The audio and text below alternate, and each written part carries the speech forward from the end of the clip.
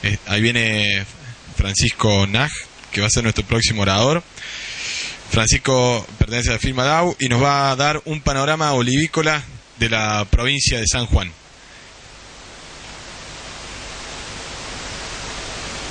¿Cómo? Sí, sí.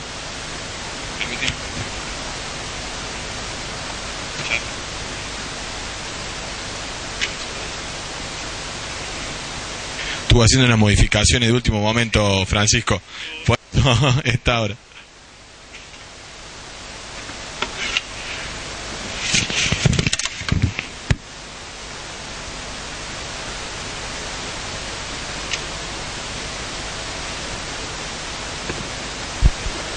¿Y dónde me lo cuelgo? Sí, eso que apuntás, Adrián, es correcto. Francisco nos va a hablar del panorama olivícola de San Juan y luego Noelia Pascuale nos va a dar otra pequeña parte y nos va a presentar un trabajo en diagnóstico y monitoreo del riego y la nutrición vegetal. Esto lo vamos a hacer todo en un solo segmento que va a ser la última charla del día de hoy.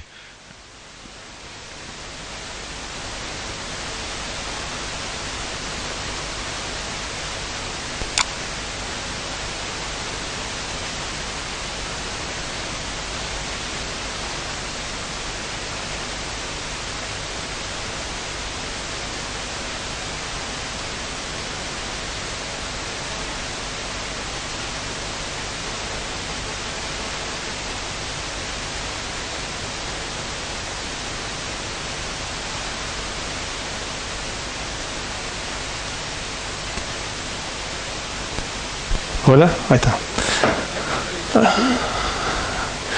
Bueno, buenas tardes. Primero darle las gracias a la gente de Bufón, de Complex por invitarme.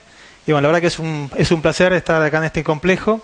Y bueno, un poco comentarles las novedades o lo que se viene haciendo a nivel nacional, a nivel provincial en San Juan, con el tema del olivo.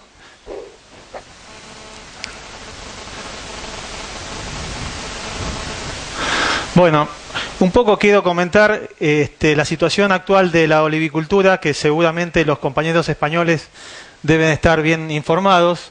Sabemos que es un año muy difícil por el tema de los precios y bueno, nos está complicando bastante. Calculen que nosotros cuando empezamos las producciones estamos hablando de valores de tonelada de $4.000 y hoy los valores promedios de aceite extra virgen están en 2.000. Sumado a eso que se ha agregado el tema del costo de la mano de obra y de los insumos, entonces es un momento muy difícil para el sector. Yo un poco quiero comentarles, son valores aproximados porque los números se van modificando año a año. Hay zonas que están dejando de producir y se van agregando nuevas zonas al sector. Actualmente en la provincia, en la República Argentina hay aproximadamente de 100.000 a 101.500 hectáreas distribuidas de la siguiente manera. Por ejemplo, La Rioja estamos en 28.000 hectáreas, Catamarca 25.000, San Juan 22.000, Mendoza aproximadamente 14.000, Córdoba 6.000, Buenos Aires 5.000, que se está agregando a la zona sur de Buenos Aires, sobre todo la zona de Bahía Blanca. Y bueno, y están empezando a aparecer nuevas zonas con alto potencial como Neuquén y en Salta.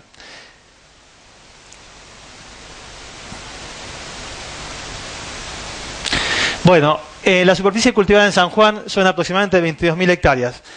A estas 22.000 hectáreas, como le estaba comentando, como estamos en una situación muy complicada, hay muchas empresas que están saliendo del sector y otras que se están agregando. Está habiendo cambios muy profundos en la olivicultura. Y bueno, y también si se puede decir, un renacer en algunas zonas con alto potencial productivo. De estas 22.000 hectáreas aproximadas que hoy se encuentran en San Juan, el 60% son variedades aceiteras, el 22% de mesa y el 18% de doble propósito. Bueno, un poco les quiero comentar cómo surge la olivicultura en San Juan. Esto viene desde el inicio del siglo XX, fines del siglo XIX. Comenzó en los departamentos más tradicionales de Pocito, Rawson y Rivadavia. Aproximadamente son unas 4.000 hectáreas que están actualmente, pero inicialmente habían 8.000 hectáreas que se estaban cultivando. Desgraciadamente, por efectos de crisis de años anteriores se fue arrancando.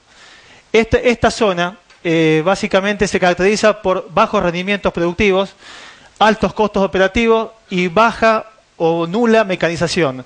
Creemos que esta zona es la zona más perjudicada en la nueva agricultura que se viene.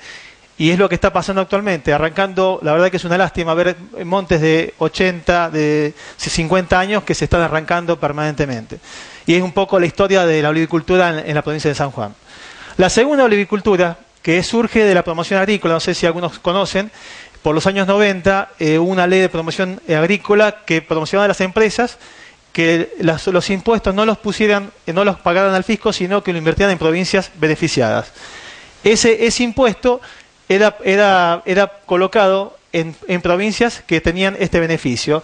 Y bueno, San Juan venía de la vieja olivicultura tradicional y surge con esta nueva olivicultura, de esta nueva ley, a partir de los años 90. Y los departamentos más importantes en los cuales se planta esta nueva olivicultura, por decir así, es en 25 de mayo, Sarmiento, 9 de julio, Caucete, aproximadamente 12.000 hectáreas.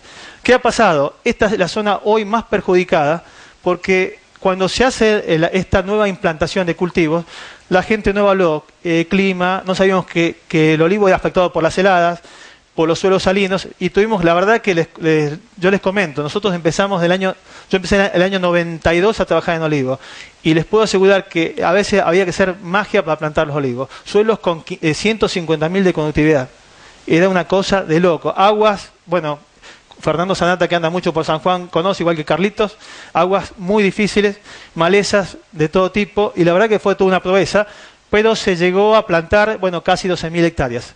Lamentablemente, en estos últimos años, y las heladas del 2007 y esta última helada del 2011, han hecho que esos olivares ya se empiece a ver que se van a tener que modificar, si no, los proyectos son inviables.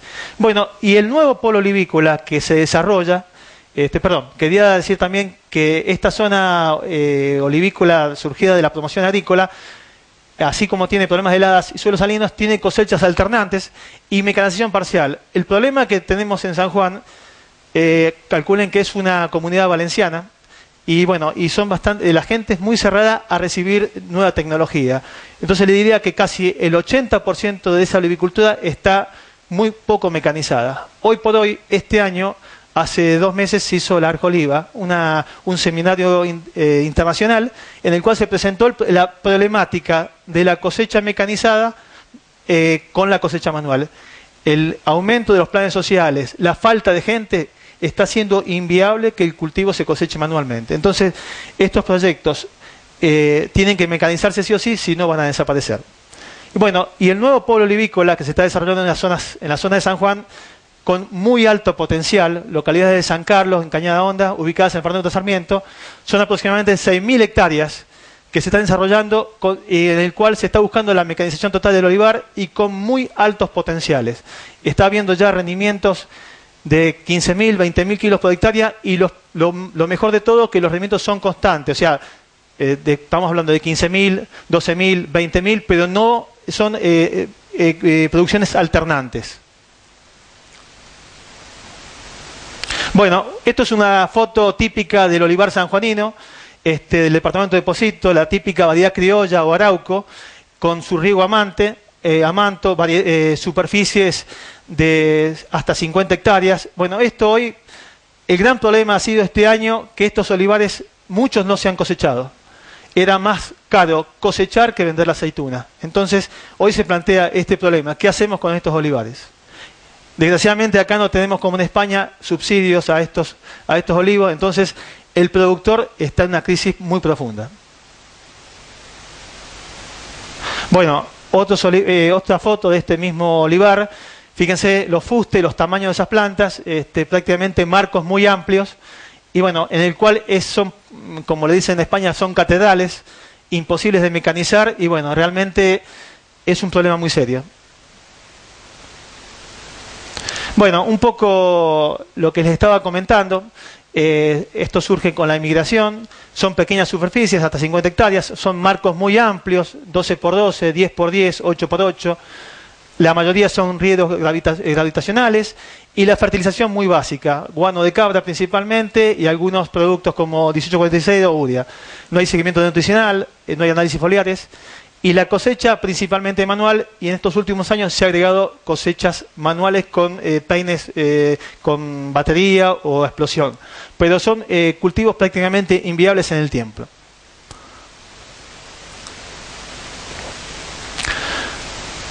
Bueno, un poco lo que voy a seguir comentando, porque ya la verdad que el sistema tradicional sabemos que si no se mecaniza o no se modifica o no hay un subsidio, no va a tener futuro en el tiempo, es el sistema de conducción de olivar intensivo.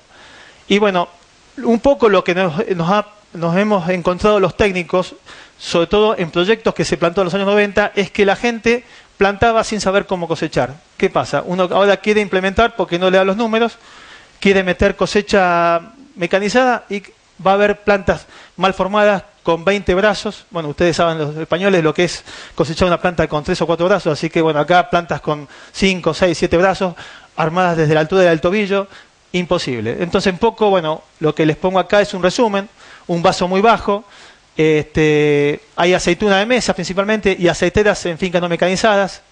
Y bueno, inviable en el futuro por los altos costos de cosecha. El vaso alto, bueno, gente que vio un poquito más, que viajó, que vio un poco lo que estaba pasando en el viejo mundo. Les quiero comentar que a partir de los años 90 vino muchos técnicos españoles, sobre todo de la zona de Jaén y Córdoba, y la verdad que nos dejaron una muy buena experiencia. La gente que la tomó esa experiencia hoy la puede, digamos, les ha favorecido. Han podido mecanizar sus olivares. Hay gente que, bueno, que se mantiene conservadora a la vieja usanza y eso es lo que está teniendo problemas. Y el último sistema, que bueno, que es el que se ha introducido en los últimos años, es el sistema de eje principal palmeta con cosechadoras cabalgantes. Que estamos viendo ahí cuál es el mejor entre el vaso alto y el sistema de eje principal. Bueno, lo que yo les comentaba, fíjense, plantas, sobre todo en la aceituna de mesa, con vaso bajo, en el cual es imposible mecanizar. En estas plantas hay que hacer una poda muy severa para poder lograr meter un vibrador o hasta incluso meter una cabalgante. Yo creo que lo que está pasando ahora es que la gente está tomando conciencia de que la cosecha debe ser mecanizada sí o sí, si no, no tiene futuro el cultivo. Bueno, acá un vaso alto. Este es una planta de picual preparada para 80 centímetros con 3 o 4 brazos principales, en el cual se puede adaptar perfectamente un vibrador de tronco. Hoy por hoy, las plantaciones de este tipo en San Juan, de las 12.000 hectáreas que están plantadas en sistema intensivo de la nueva agricultura de los años 90, calculo que el 50%, 6.000 hectáreas, están bajo este sistema. El resto hay que reconvertir todos los olivares. Bueno, estos son nueva olivicultura, ya preparadas con eje principal y ya para cosechadoras de sistema continuo, para uso, o sea, tipo cabalgante. Bueno, un poco lo que está pasando, y les comentaba, sobre todo en lo que es aceituna de mesa, se sigue continuando con el tema de la cosecha manual. Esto obviamente dado los costos elevados que hemos tenido sobre todo esta campaña, porque hasta hace 2 años era muy buen número trabajar con gente en negro o pagar esos jornales en blanco. Hoy por hoy con los costos que tiene el aceituna es inviable. Bueno, esto es un poco lo que se está haciendo en las fincas de DAO. Nosotros a partir del año 2005 empezamos a introducir los primeros vibradores, a pesar de que nos dijeron que se secaban los olivos, que bueno, tuvimos mucho... este fue el primer vibrador que llegó a San Juan, así que en el 2005, así que ustedes un poco pueden darse una idea de lo difícil que ha sido introducir la mecanización en San Juan en el olivo. Hasta incluso los mismos gerentes nos cuestionaban que en España se secaban los olivos. Bueno, yo tuve por suerte la posibilidad de estar en España varias veces y los olivares se cosechaban desde el año 70 con vibradores y no tenían ningún problema. Pero bueno, es una sociedad muy cerrada y cuesta al principio entrar en este nuevo sistema. Bueno, esto es lo último. Bueno, en el tema de vibradores se está trabajando ya con paraguas para un poco bajar los costos. Estamos hablando de que ya se reduce casi a menos de la mitad del costo de cosecha y ya los números comienzan a ser interesantes. Esto es una máquina, bueno, es la primera que está en San Juan, aunque ustedes no lo crean, una vibradora de tronco trasero con paraguas. Bueno, y estos son los nuevos sistemas que se están implementando tanto en San Juan como en las provincias del norte, Catamarca y La Rioja. es una máquina fabricada acá en Argentina, Colossus, y bueno, y está funcionando muy bien. Todavía hay que ajustar un poco la mecánica y un poco toda la logística de la cosecha, pero creo que la agricultura argentina va a esto. Son máquinas que manejan prácticamente con 3 personas, con doble turno, pueden trabajar prácticamente todo el día. Lo único que ahora hay que tener cuidado es la poda, que es lo que está un poco entorpeciendo en los olivares viejos.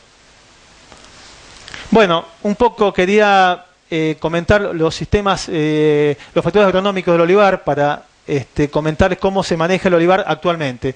Actualmente, o sea, los diseños de láminas promedio rondan entre los 5 y los 6 milímetros por día en los meses de mayor demanda, noviembre, diciembre y enero. Trabajamos un poco con tanque vaporímetro, con sistemas de sondas de lectura de humedad. Bueno, se está implementando varias tecnologías que hasta hace 5 o 6 años no se utilizaban. Y bueno, y eso nos permite a nosotros ajustar las láminas de riego. Recuerden que San Juan tiene un promedio de lluvias de entre 80 y 100 milímetros al año, o sea que prácticamente es nula la pluviometría, pero tiene una gran oferta de agua.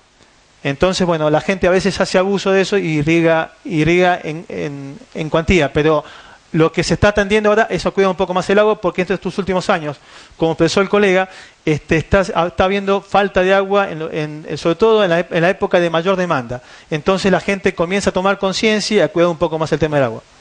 Bueno, los olivares en plena producción están promedio en 10 metros cúbicos por planta por año, con producciones de 10 a 15 toneladas. Bueno, en la primera camada de plantación de olivos en el año 90 comenzó con la microaspersión, porque acuérdense que tenemos suelos muy complicados, suelos con alto contenido salino, y bueno, la verdad es que nadie sabía nada de lo que era el riego por goteo, el riego procesado, y bueno, y se vendió mucho lo que era el riego por microaspersión o microjet. Lamentablemente, los que lo padecemos a este sistema tiene las ventajas de una lámina acotada en un punto, pero muchas desventajas: muy alto costo de mantenimiento, una baja eficiencia y sobre todo en zonas que tenemos viento, mucha deriva. Entonces tenemos problemas en el riego. También la estaca se suele caer, se corta el microtubo, se rompen las partes móviles. La verdad que es muy complicado. Dentro de las ventajas también tenemos una fácil limpieza ante obstrucciones. Calculen que son aguas que vienen por canales, entonces a veces los equipos de riego fallan, entonces tenemos que trabajar muy bien con el filtrado, y estos equipos, al tener una lámina instantánea muy alta, evitan la obstrucción.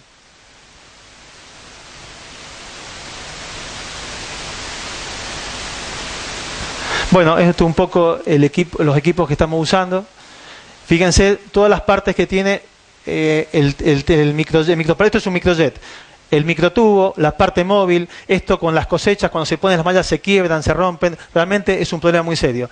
Lamentablemente, cuando hemos empezado a trabajar con la cosecha mecanizada, ahí nos hemos enterado de los problemas que tienen. Bueno, y obviamente el goteo, todas las ventajas que no hace falta que se las comente, es muy básico, pero bueno, nosotros teníamos un poco el preconcepto de que el microjet lavaba muy fácil los suelos. Pero ¿qué pasó? Nos hemos dado cuenta que el goteo, aplicándolo en forma racional y bien concentrado, también lava perfectamente bien los suelos salinos. Entonces hemos logrado tener en suelos de alta conductividad muy buenos rendimientos. Bueno, óptimo también para la mecanización de la cosecha.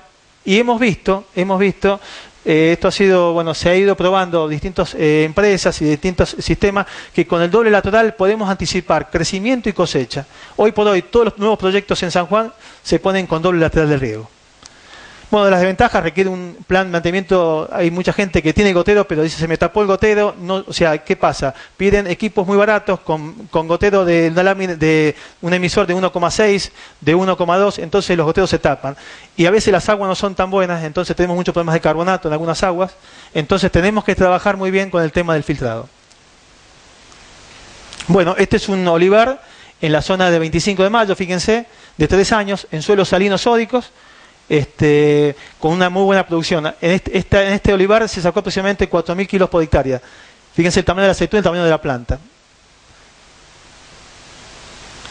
Bueno, un poco la fertilización, quería hacer un poco un comentario de cómo se inicia. La verdad que es muy aleatorio, yo por lo menos la fertilización que estoy aplicando, pero cada ingeniero tiene su librito. Nosotros trabajamos en el grupo CREA, en el cual hay 12 empresas, las más representativas de San Juan, y más o menos los valores son estos. Obviamente depende del tipo de suelo, de la zona, de la variedad, pero normalmente los valores son estos.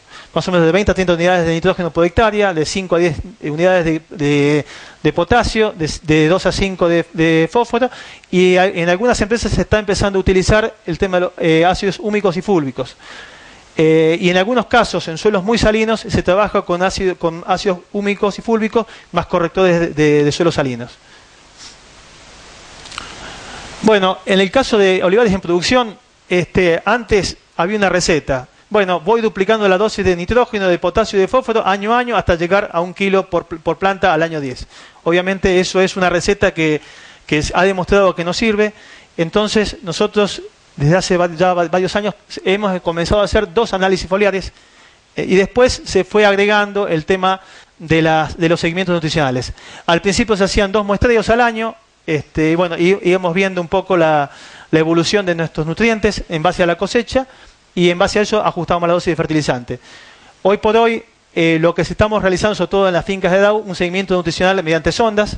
Se colocan sondas a distinta profundidad.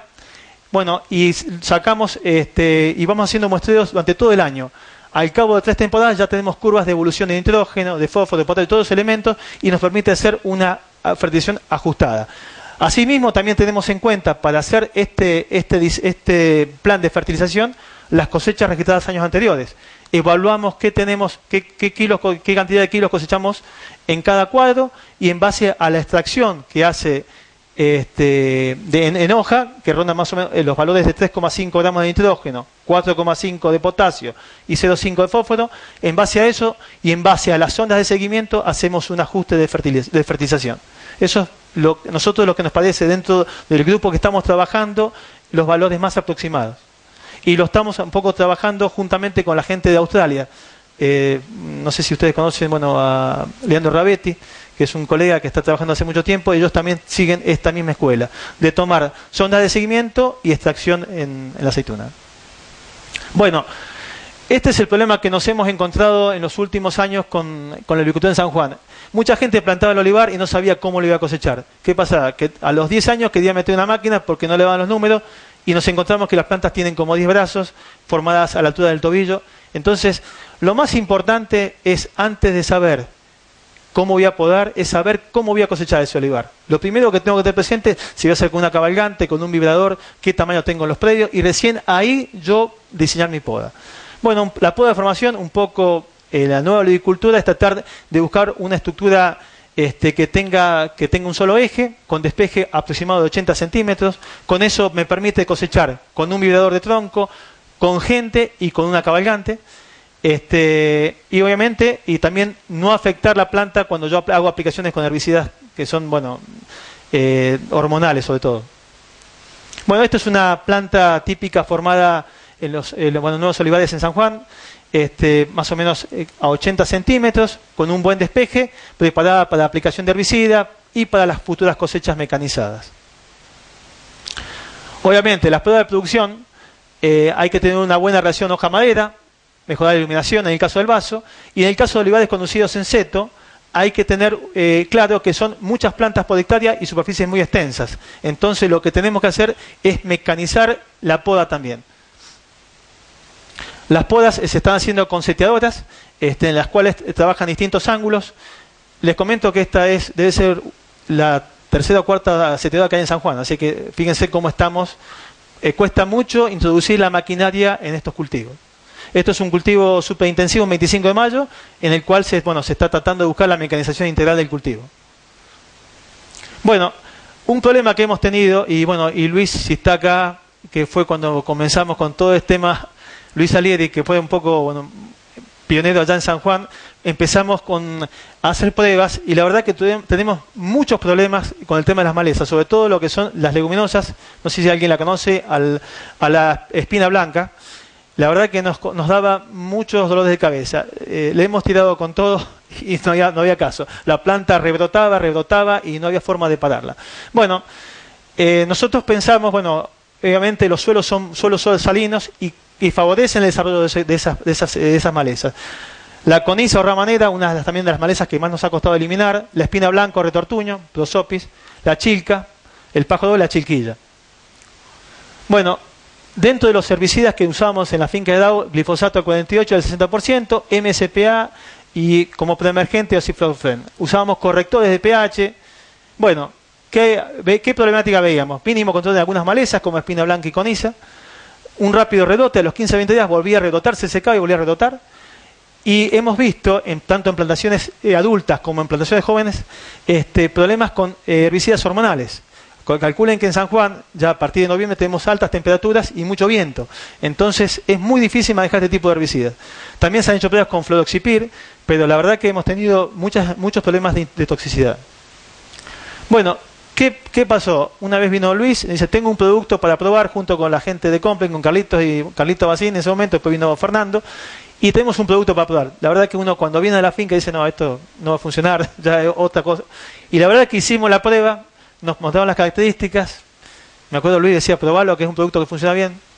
Y bueno, esto es un poco el detalle técnica del PRM.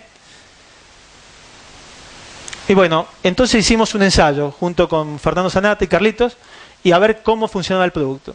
El objetivo era controlar la espina blanca, que es la mayor maleza, de mayor problemática, porque también nos complicaba la cosecha. Tiene muchas espinas y la gente cuando mueve las telas se pincha, tiene problemas de infecciones en las manos. Es muy difícil la maleza esa. Bueno, ¿qué ensayo hicimos? Aporte al 2%, glifosato Panzer Gol al 1,5%, MSPA, bajando la dosis, un volumen de cando de 150 litros y una aplicación en línea para la plantación con flecha. La dureza, fíjense, la dureza del agua, 386, el pH 8,10 y el pH final del caldo quedaba en 3,71. Hicimos un testigo con el Cito Wet. Esta es la espina, fíjense las púas que tienen. La verdad que es una maleza bastante complicada. Bueno, y se hizo la aplicación el 4 de marzo del 2010, con flecha. Fíjense, es una maleza, una leguminosa que tiene raíces hasta casi 3 metros de profundidad y la verdad que a veces, fíjense que estaba media amarilla, pero no, eso es un tratamiento con herbicida, con MSPA, pero sin PRM. Esto fue a los 5 días de aplicado el aporte PRM. Fíjense cómo empieza a amarillar. Este es el lote testigo, con el cual no aplicamos PRM, usamos solamente el Cito Wet. A los 20 días. Otra foto de los 20 días. Prácticamente nosotros pudimos solucionar el tema de la espina blanca y sobre todo, bueno, ahí van a ver otras fotos en otras fincas con coniza o rama seca. Realmente pudimos encontrar una maleza de muy difícil control. Este es el testigo a los 20 días. Fíjense que prácticamente la planta se amarillea y vuelve a brotar nuevamente. Bueno, esto es otra finca en la zona de San Carlos, en el cual tenía plantas de 2 años con muchos problemas de coniza o rama negra. La verdad que no sabían cómo darle y bueno, empezaron a probar el producto, el PRM, con glifosato. Fíjense a los 20 días cómo quedaba la rama negra. Y la chilca también es un problema muy serio en esos suelos. Y lo que más nos llamó la atención es que no teníamos toxicidad en plantas jóvenes, que es lo que nos llamaba la atención cuando aplicábamos el MSPA. Otra foto. Bueno, un poco las conclusiones de este ensayo que hicimos con la gente de Complex fue que el uso de aporte mejoró el control de malezas difíciles en cuadros tratados. Haciendo combinaciones de herbicidas, el control es muy efectivo y se pueden medir las dosis de herbicida por hectárea. La incorporación de aporte PRM potencia la acción de los herbicidas. Y lo más importante, que reemplazamos los herbicidas hormonales como el fluoxipir, como el MSPA, por aporte PRM, que la verdad que nos solucionó un tema muy serio que teníamos, que no sabíamos cómo controlarlo. Eran a veces aplicaciones de célitos por hectárea de glifosato con tensioactivos y no había forma. Se amarillaba, se secaba y a los 20 días volvía a rebrotar. Así que nosotros con el problema de las malezas, que es un problema muy serio, lo hemos solucionado. Bueno, esto es un pantallazo muy rápido de la situación olivícola en San Juan. Esperemos que el año que viene, si venimos, les cuente un poco que el aceite ha subido a $4.000 la tonelada, que hemos bajado los costos de cosecha y bueno, que las cosas van... Pero bueno, yo creo un poco como conclusión que el olivar sanjuanino o se mecaniza o desaparece. Y en ese sentido vamos. Bueno, muchas gracias.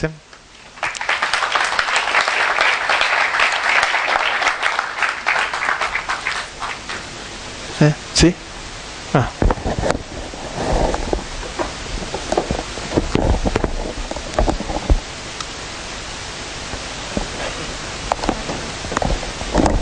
Está re inestable.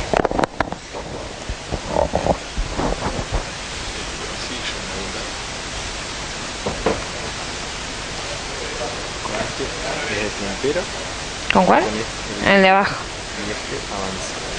Bien.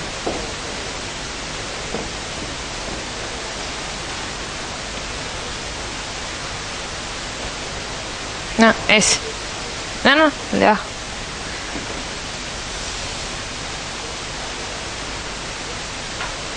Ahí está. ¿Cuál era entonces este? Está la luz, ahí está. Bueno, mi nombre es Noelia Pascuale. Primero quiero agradecerles a todos por esperar hasta esta hora. Yo sé que es bastante tarde, así que voy a tratar de hacer la charla bastante amena y bastante corta para que no se aburran. Hay unos cuantos números, así que espero puedan estar atentos y no se pierdan. Y la idea es que, bueno, quedé un poco enganchada con Francisco porque hace 4 temporadas que estamos trabajando con ellos en lo que es el monitoreo nutricional con sondas. No, esa no era. Ahí está. Primero que nada les comento, bueno, Agroconciencia es una empresa mendocina, llevamos 4 años trabajando en Argentina, nacimos en mayo del 2008 en Mendoza, actualmente contamos con 3 oficinas, una en Tucumán, que es la más nueva, Mendoza sigue siendo la casa central y Alto Valle en General Roca es la otra casa.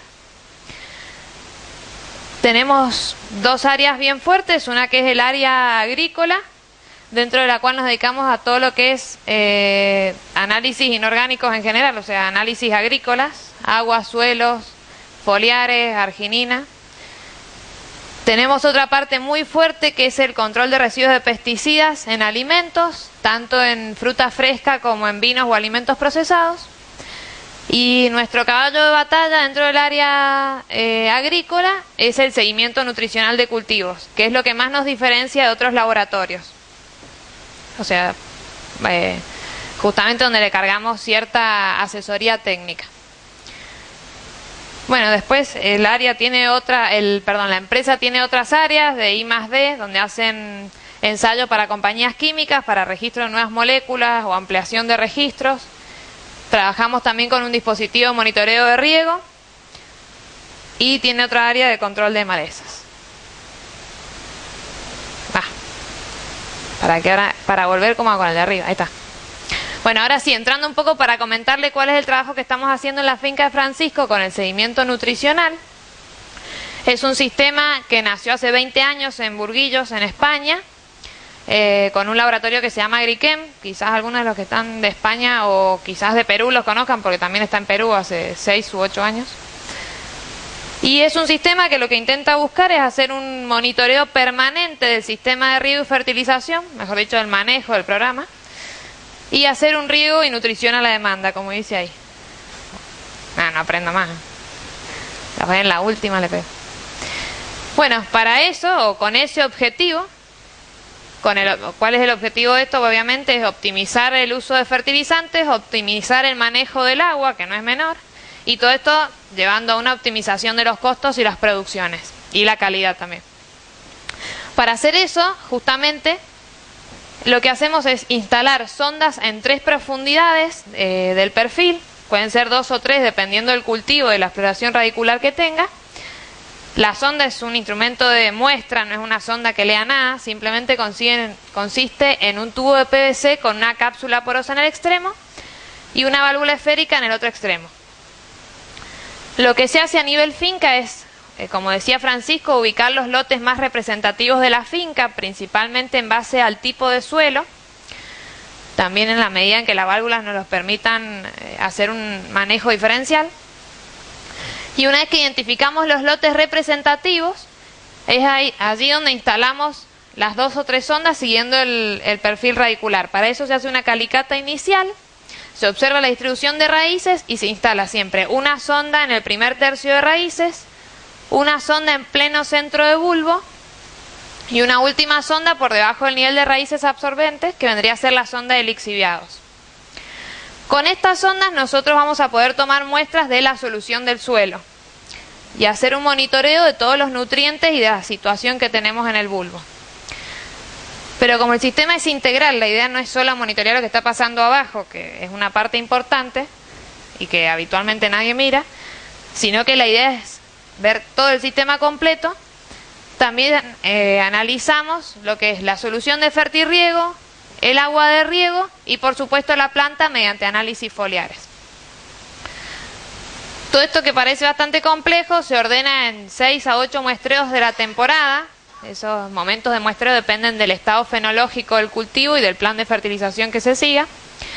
Y en cada uno de esos muestreos nosotros tomamos muestras de la solución del suelo, del agua, o partiendo del principio, digamos, del agua de riego, que es el primer componente que entra al sistema, luego de la solución de fertirriego, que es cuando ya incorporamos los nutrientes, luego de la solución del suelo en las 3 profundidades y por último, en un análisis foliar para ver cómo eso repercute en la planta.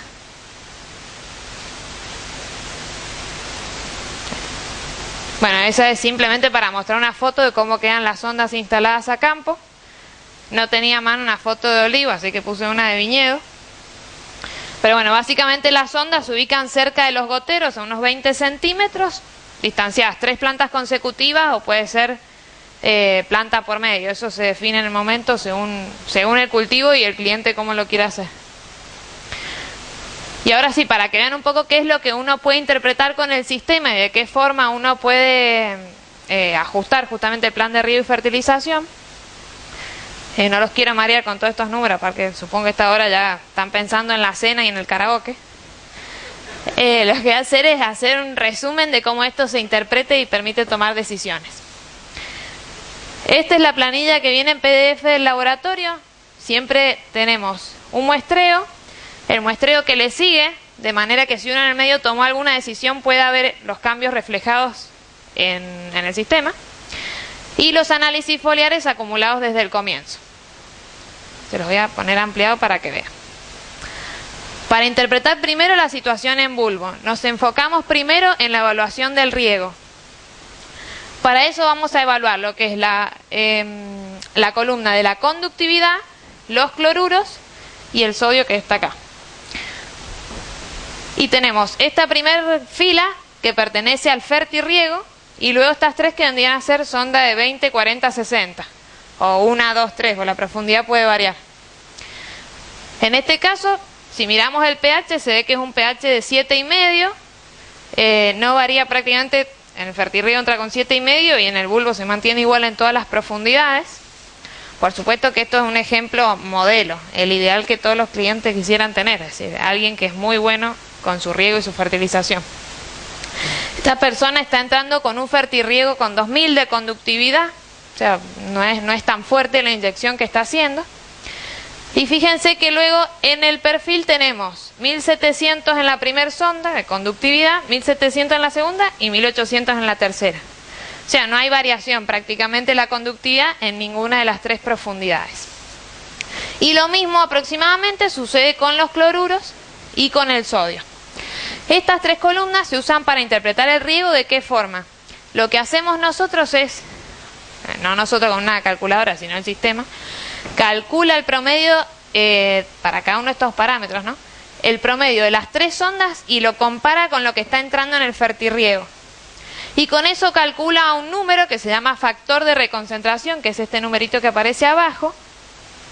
y nos indica cuántas veces estamos concentrando conductividad cloruros o sodio en el bulbo respecto a lo que entra en el fertirriego. Para un riego ideal o un manejo bueno se toma como valor máximo de esa reconcentración 1,2 si uno es muy exigente en un suelo arenoso donde no hay problemas, y 1,5 hasta 2 en suelos donde realmente el cultivo lo va a resistir y tampoco tenemos posibilidades de mejorar mucho más, porque el agua es muy salina o el suelo no tiene fácil un drenaje muy bueno. Fíjense que en este caso aparece, en este caso 0,9, 1,1 y 1,2, es decir que este riego es ideal. De hecho se ve que es ideal porque la distribución de sales es uniforme en todo el bulbo, no hay acumulaciones ni arriba ni abajo, lo cual nos hablaría de un riego corto. No sé si hasta ahora me van siguiendo o ya perdí a varios por acá. Si tienen alguna duda interrumpan, no hay problema. Bueno, y lo otro, además del riego, lo que se interpreta muy importante es la eficiencia de la fertilización realizada.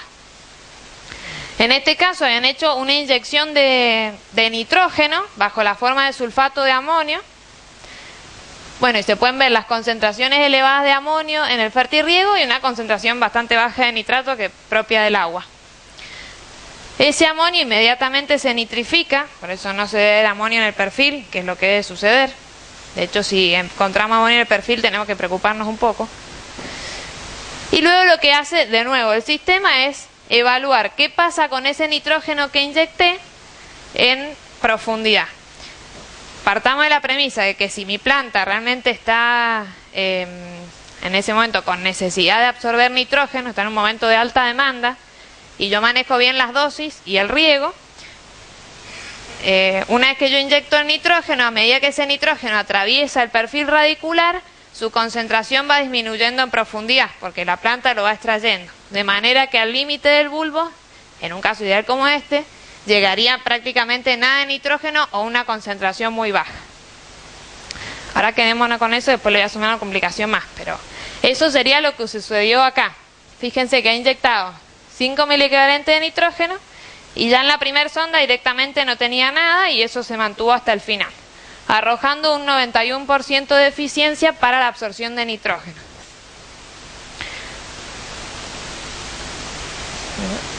No, me equivoqué de...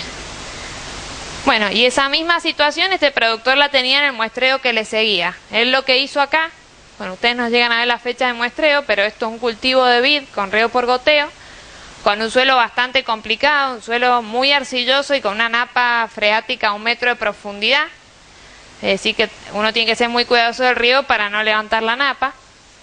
Y a su vez, como es un suelo arcilloso, tampoco podemos trabajar con riego muy corto porque se nos queda el agua arriba. Pero a pesar de eso, digamos, evaluando muy bien el riego con otros dispositivos que también tenemos instalados ahí, tenía una altísima eficiencia en el uso del nitrógeno. Bueno, y a pesar de eso, bueno, acá no se lo puse ampliado, a pesar de eso las plantas no arrancaban muy bien, es decir, que si bien era muy eficiente, como esto era primavera, él ya venía con algún programa muy flojo, digamos, de la temporada pasada, y las plantas realmente venían con poco vigor. Bueno, no los quiero marear con el suelo, enseguida volvemos en todo caso. Entonces les decía que ese era el caso ideal, digamos, donde no hay problema de suelo, lo que hace la planta, lo que hace el nitrógeno en el suelo es disminuir en profundidad. En realidad, eso no siempre sucede así, porque hay otra variable que es el consumo hídrico de la planta, que en ese caso o sea, como el riego era bueno, no influía. Pero fíjense este caso, donde a diferencia del anterior, estamos entrando con un fertirriego que tiene 0,7 de conductividad, o sea que es muy baja, o sea, un agua muy buena. Ya en la primera sonda tenemos 2000, la hemos casi triplicado, 2100 tenemos. En la segunda tenemos 3600, la seguimos concentrando, y en una última tenemos 20, esto vendría a ser 20.000. ¿Eso qué nos indica? Bueno, acá el factor de reconcentración a su vez dice 12,3, y bueno, sodio y cloruros ni hablar, entra con 1 y termina acá con 90 y el otro con 200, o sea, esta es la finca de Francisco. Bueno, ahí lo que está pasando es un río que es demasiado corto y lo que estamos haciendo justamente es colgar el bulbo en los primeros 40 o 50 centímetros del perfil. En ese caso había sido por una rotura de bombas, no era intencional el mal manejo ni una cuestión de negligencia. Pero en definitiva lo que nos marca la sonda es justamente que donde ella está tomando las muestras es el margen del bulbo, es decir, que el bulbo se ha retraído y ha quedado en un lugar, en definitiva las raíces están entrando en una zona altamente salina. Y asociado a eso, los niveles de nitrógeno, bueno, en este caso él no había hecho un aporte, o sea que lo que estamos evaluando acá es si hay consumo o no de nitrógeno aportado por el agua, porque no hay inyección, acá las concentraciones son muy bajas. Pero fíjense que a diferencia del caso anterior, el nitrógeno aumenta con la profundidad. Es decir, hace lo mismo que hacen todos los otros iones y que es lo que nos marca la conductividad. En vez de bajar en profundidad, aumenta. Eso es justamente por el mismo efecto, es decir, el río es muy corto, el bulbo se levanta y en el margen tenemos sales de todo tipo, incluyendo nitratos. A pesar de eso, el sistema nos marca un 90% de eficiencia. O el sistema nos marca, en realidad uno tuvo un 90% de eficiencia. Quiere decir que en ese momento la demanda de ese cultivo, de esa variedad, en ese cuartel, porque hay un montón de cosas que inciden, era muy alta. Lo que pasa es que, bueno, igual se concentra el nitrógeno abajo, porque para calcular la eficiencia no se usa solo si aparece o desaparece el nitrógeno, sino que se compara con un ion trazador que se llama, que para el caso de nitrógeno son los cloruros. Es decir, nitrógeno y cloruro se mueven los dos, o mejor dicho, nitrógeno no, nitratos y cloruros se mueven los dos exactamente de la misma forma en un perfil donde no hay interferencia de planta. Cuando hay interferencia de planta, pero suponemos que la planta solo extrae agua y nada más, ambos iones se van a concentrar de la misma forma, porque la planta está extrayendo agua y todo se concentra. Cuando ya ponemos una planta que sí extrae nutrientes, además de agua, se supone que los cloruros no van a ser tomados por el cultivo, eso sería lo ideal. Entonces los cloruros se van a ir concentrando en profundidad, porque no son consumidos, pero el nitrógeno debería concentrarse también, pero en menor proporción. No sé si me van siguiendo hasta ahora. Cuanto menos se concentre, eso es lo que nos da la eficiencia, que en este caso fue muy alta. Y en el muestreo que le siguió, donde seguía con serios problemas de riego, también fue muy buena la eficiencia. Ahí sí había hecho una inyección bastante interesante de nitrógeno y realmente la planta tomó todo. Bueno, ese era uno de los cuarteles de Francisco. Bueno, yo no me detuve en el análisis de suelo para no hacer esto más lento, pero es un suelo netamente arenoso, con nada de nitrógeno, lo que sí, muy salino, ya lo vieron en el bulbo. Y el resto de los nutrientes, realmente un suelo arena franca, muy pobre de nitrógeno, fósforo y de todo. Y era un cuartel de arbequina. Este es otro cuartel de arbequina, en el cual se ha hecho un raleo de plantas, se ha sacado una planta por medio, porque tenía alta intensidad. Y en este cuartel, si bien el suelo es muy parecido, y de hecho es menos salino, la situación por el río era mucho más grave. También entraba con un agua de muy buena calidad, pero ya en la segunda sonda, en vez de tener 3.000 como tenía el otro, acá ya tengo casi 7.500, o sea que está muy salino. Y en la sonda de abajo también 16.000. Pero además, sumado a eso, una bajísima demanda, o mejor dicho, demanda inexistente por nitrógeno por parte de la planta. Que bueno, en ese caso ya hay que sentarse a analizar si es por el mismo estrés de la salinidad que está produciendo ahí, o es porque el suelo estaba frío y realmente no tenía respuesta. Es decir, después hay un montón de variables que juegan acá. Pero de nuevo, hizo una inyección de nitrógeno en el siguiente muestreo. Acá, muy igual, exactamente la misma concentración que le aplicó al otro cuartel, pero a diferencia del otro, donde la planta absorbió el 90%, acá no absorbió nada. El nitrógeno pasó de largo y fue una fertilización totalmente perdida. Bueno, eso es lo que buscamos que no pase, uno evaluar esto para corregirlo. Imagínense una fertilización de estas en 50 hectáreas, por tener un número, es muchísima plata tirada a la basura.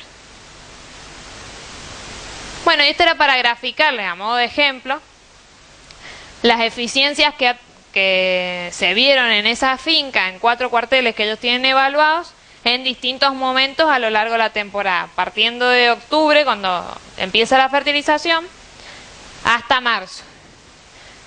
Fíjense, bueno, este cuartel es el que vimos recién, el cuartel 5, que arrancaba con muy alta eficiencia, luego cae en febrero, cae al 60 y algo por ciento, o 50 y algo. Por ejemplo, febrero no sería un mes recomendado para fertilizar, porque no va a aprovechar, no va a tener una alta tasa de demanda, y luego sube de nuevo en marzo. Y este cuartel que tuvo una alta tasa de eficiencia, una alta eficiencia, digamos, en lo que fue noviembre y diciembre, pero después ya cae y deja de ser eficiente. Estas curvas, digamos, que nos permiten identificar para cada situación monitoreada, tanto de suelo como de variedad, bueno, más que nada eso, suelo y variedad, el momento oportuno para inyectar nitrógeno. En este caso, por ejemplo, en este cuartel, el momento oportuno es acá, octubre, noviembre, hasta diciembre, y cortar, ahí jugársela toda. Y este se podía seguir un poco más, cortar en enero, febrero, que generalmente en San Juan con los calores las plantas están estresadas y no absorben nada. Y si uno quisiera hacer una pre-post cosecha, hacer otra inyección en marzo, donde tenemos una alta eficiencia. Y como les decía, asociado a eso, no podemos dejar de ver qué pasó a nivel planta. Para eso se van tomando todos los foliares y se van graficando y comparando contra una curva patrón, que está realizada para los 12 meses del año.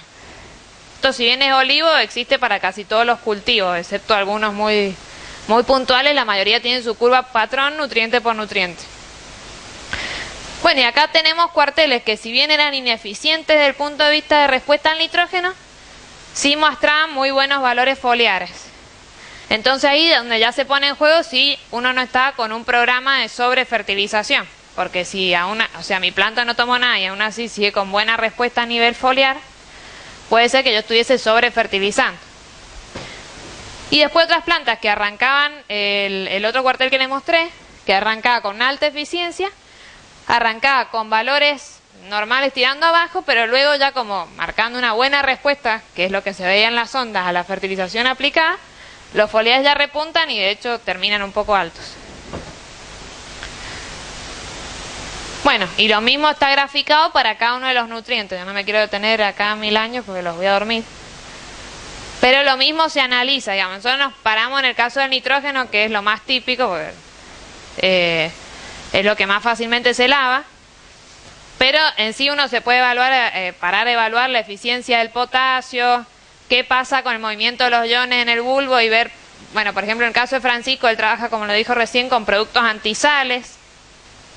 En algunos cuarteles donde estaba con sonda más los productos antisales, tuvimos la oportunidad de evaluar cómo era la respuesta a nivel bulbo una vez que él inyectaba esos productos, qué pasaba con la salinidad, si realmente bajaba o no. Por ejemplo, en algunos cuarteles llegamos a la conclusión de que si hay napa cerca, esos productos son muy buenos, pero si no los puedes lavar, te juegan totalmente en contra, porque te dejan todas las sales en el bulbo y al final te prenden fuego la planta directamente. Entonces, en base a eso uno decide en qué cuartel aplicar un producto, en qué cuartel otro, en base al tipo de suelo y las características que tenga propias del cuartel, digamos. Bueno, lo mismo para cada nutriente. De esa forma que actualmente Francisco tiene 8 puntos de monitoreo en las 2 fincas, en 2 variedades, las principales variedades de ellos, y en distintas situaciones: suelos arcillosos con poco drenaje, suelos extremadamente arenosos con raíces muy profundas. Y de esta forma vamos ajustando entre muestreo y muestreo los planes de fertilización. Si vemos una alta demanda, seguimos apostando al nitrógeno. Si vemos que la demanda baja, cortamos las inyecciones. Lo mismo para todos los otros nutrientes. Bueno, y lo mismo con los cloruros. Acá le puse un par de gráficos.